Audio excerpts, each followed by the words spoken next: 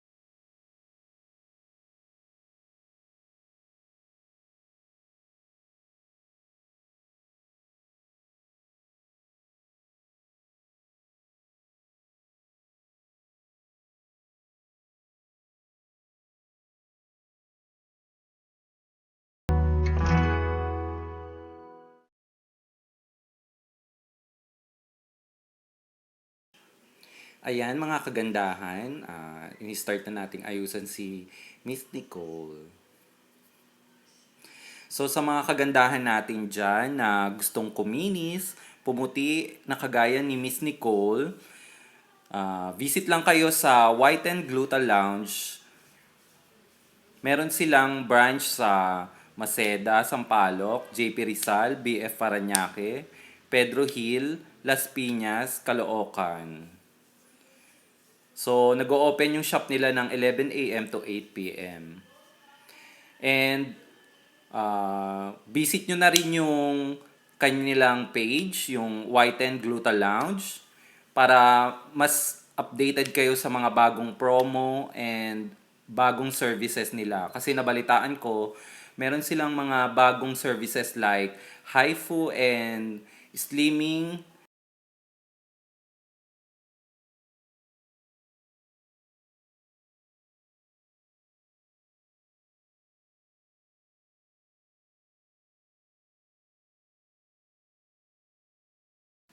Meron na rin kasi silang mga ina-advertise doon na mga promo packages at saka discount. So, visit nyo na rin yung kanilang page.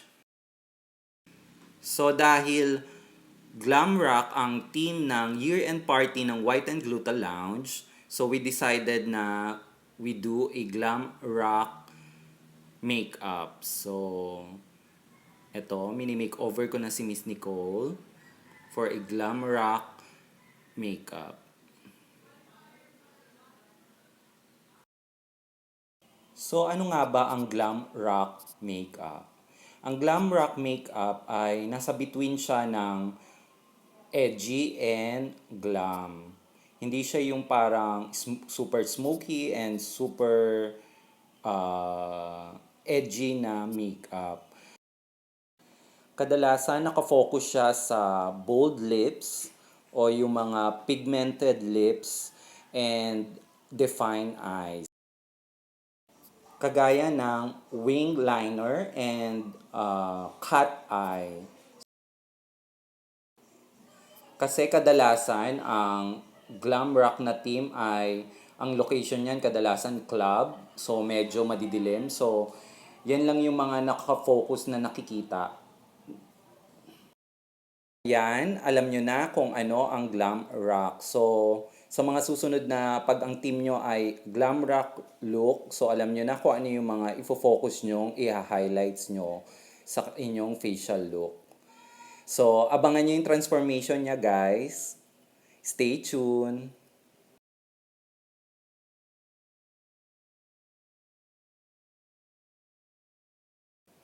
At sa mga kagandahan natin dyan na patuloy na laging sumusuporta sa aking mga video at nakasubscribe, maraming salamat.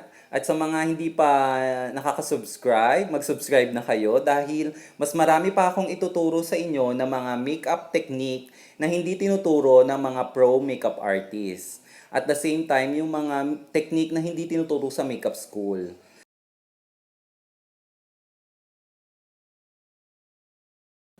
At sa mga kagandahan naman natin na gustong magpa-hair and makeup sa akin, kindly direct message me on Facebook Messenger para masagot ko yung mga inquiry nyo at masagot ko kayo directly.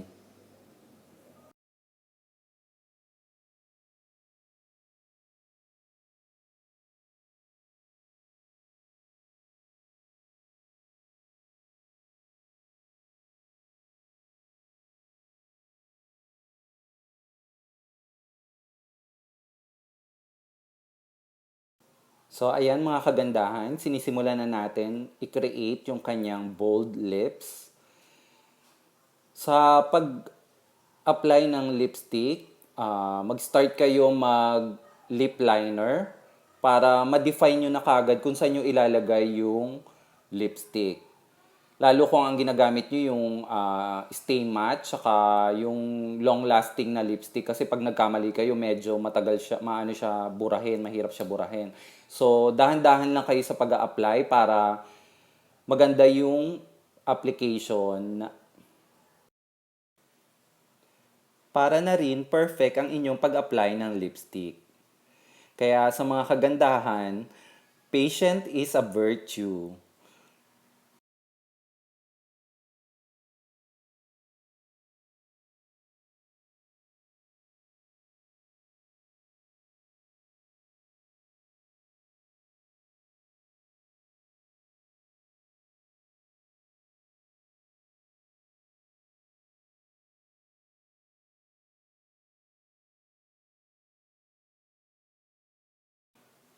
At sa mga kagandahan naman natin na nagsisimula pa lang mag-aral ng makeup, lagi lang kayong mag-practice guys. Practice makes perfect. So, yun lang naman ang ano sa makeup. Lahat naman ng bagay na pag-aaralan. So, practice lang ng practice para matuto kayo. Sabi nga nila, don't stop learning. So, yun lang ang gawin yung motivation para matuto kayo agad. Kasi lahat naman tayo nagsisimula sa zero eh. So, kung mag-aaral tayo at sisimulan na natin, so in the end, matututo na rin tayo. Tiis ganda lang mga kagandahan dahil mamaya makikita na natin kung ano yung resulta ng ating ginawang makeup kay Miss Nicole.